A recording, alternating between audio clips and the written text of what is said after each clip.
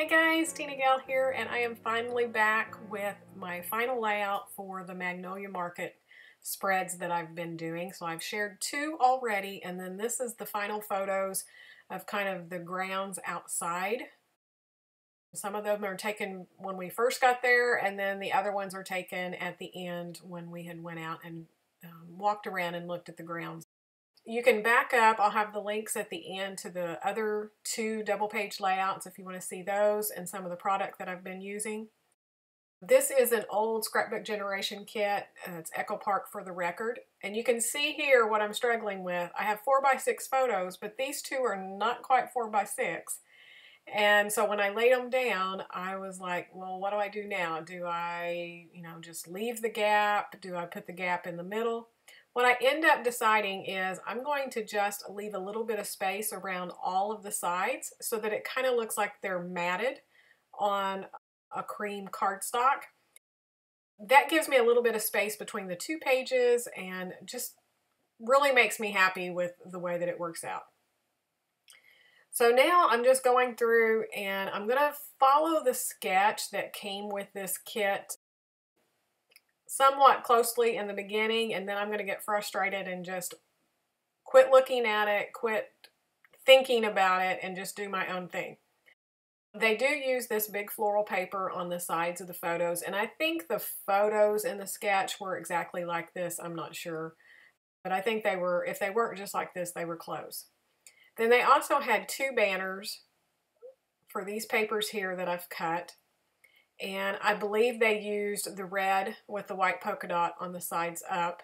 And so that's where I was going originally. Again, I have red in the photos, I have red in the paper. It looks good, but as I lay them down, I'm not completely happy with it. It's just really bright and vibrant, and to me it draws a lot more attention to the papers and the backgrounds, and these are going to be heavily embellished. So I already knew I was going to be competing with the busier photos with my background.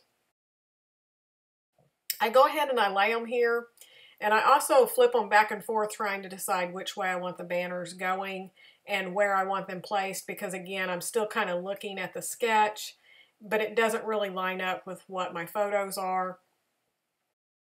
Eventually, I quit looking at it and just trust my instincts. So here's where I flipped it upside down. I was putting the adhesive on it and I thought, I really like that green. There's green in the Jeep, there's green on the lawn. There's a lot of green in the other two double page layouts that I did. So I end up taking that adhesive off, but I'm not quite ready to commit. So I leave them there so that I can look at it and decide, yes, am I really happy? Am I not happy? Then I thought, well, I'm just going to go ahead and just put a few more things around on the layout and figure out what I've got going to see whether they're going to pop off the green, because I've got green on top of green, or if I'm going to need that contrast of that red. This was another little scrap, and I was contemplating, well, what if I put kind of a blue-green on top of the red and it will tone that red down? But I decide, no, too much work. I have too many embellishments that I want to put on there, and that would just be over the top too much. So I did add the border sticker there, and you'll see where, I don't remember if it tore when I was taking it off or if I had cut it to use on something else and changed my mind. But I just pieced it back together over there, and there was a little bit of white showing from the backing, and I just took a marker and just colored black over it so nobody will know that it was torn or cut, whatever it was. So here I have the sticker sheet from the Echo Park collection, and I'm just starting to pull things off that I think will work. Items that remind me of the Magnolia Market, of the weekend that we had, well actually it was a week there, that we had in Texas. So I'm just trying to pull off everything that's old and vintage and these little doily type shapes. I had those corner pieces. I've been trying to use those in all the layouts and I just can't use them. I don't know. It's a funky design and I don't like it when I put it on the photos. So again, they go back to the sticker sheet. So then I also have the smaller sticker sheet, which a lot of it's duplicates, different sizes. And that one piece that says "for the record," I really wanted to use it, and I think maybe it was on their sketch. That's the one they used. It does not make it on the layout, and I will warn you now, if you don't like a little bit longer videos, I did cut out quite a bit, but this one's a little bit longer than my normal videos because I included all of the shuffling around of the embellishments. If you don't want to see me move all of these stickers and ephemera pieces around for 15 minutes, then just skip on down to the end and check out the videos or the pictures at the end. I also include pictures of all 3 double page layouts so you can kind of see them together. But I decided to leave it in because sometimes I think it's fun just to see how people move things and how they, I start out putting things where I think they're going to go, and then as I add more, I have to shuffle things to keep the balance of the colors and the shapes and all of that. And so I think it's fun to see someone's process going through that metamorphosis of a layout. And sometimes when I'm editing the videos and I see things that I moved, I'm like, why did I move that? It looked fine there.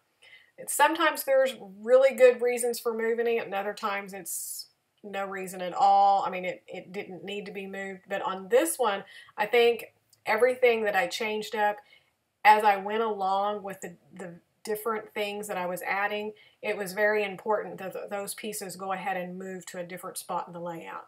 So I hope you enjoyed that, but this is your warning. If you don't want to see all of the detail of that, then just go ahead and skip to the end.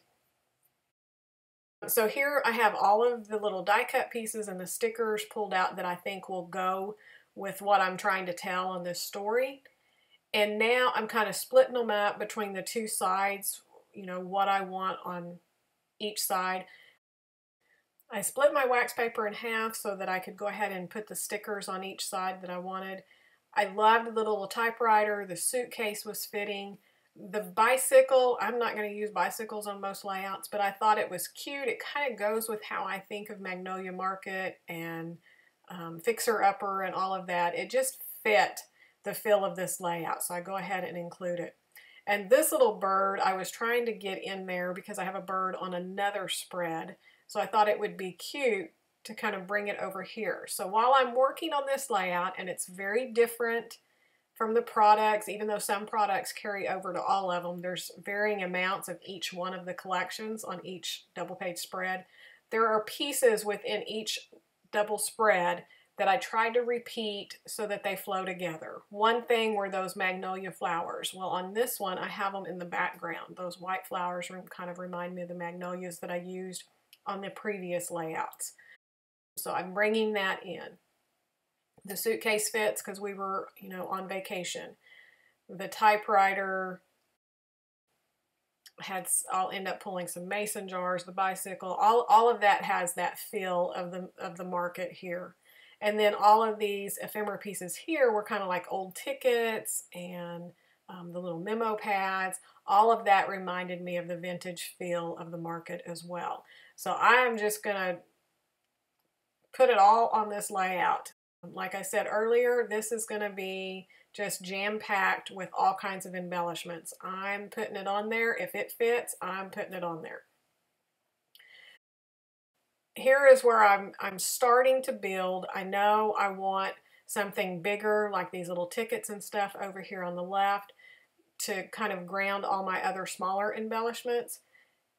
And I wanted a few off to the right.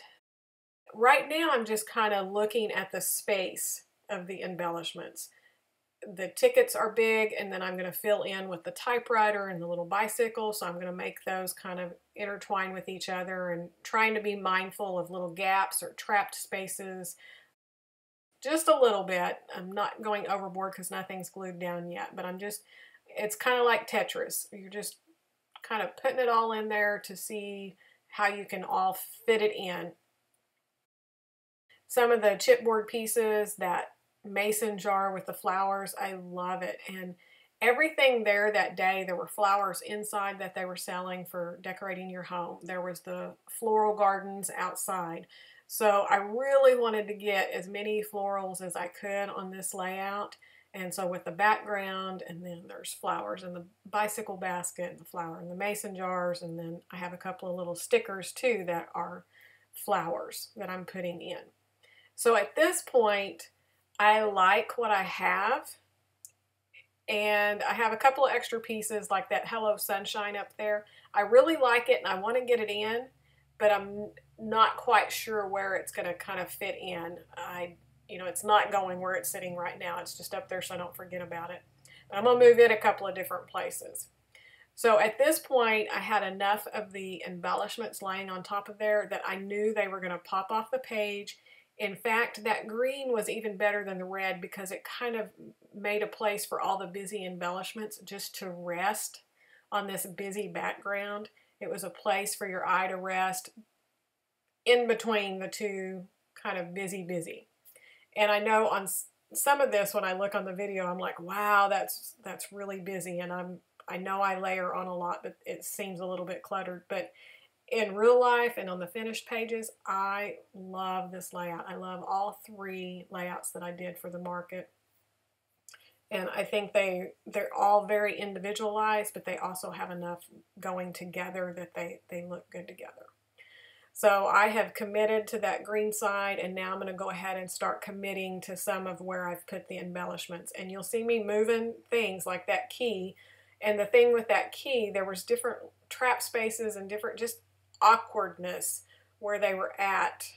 And so that's why I'm kind of moving it around, trying to find a place that it just fits into. And I love it on top of the jar, and it does stay on top of the jar, but I had to just find the right amount of stuff to get it to where it kind of rested there and didn't look like it was just floating in space. So there'll be a few more things to come up there. So I've got enough kind of over here that I feel like I've got a good start. I know I'm going to go back to it and do more, but I want to go ahead and come over here to get this started and figure out what pieces I'm going to need on this side and what pieces I can bring back, because I still feel like on the right hand side I definitely need some more yellow. I have some wood veneer that's a typewriter, so I'm already thinking I want to put it over there because I'm going to have the typewriter sticker up here on the left.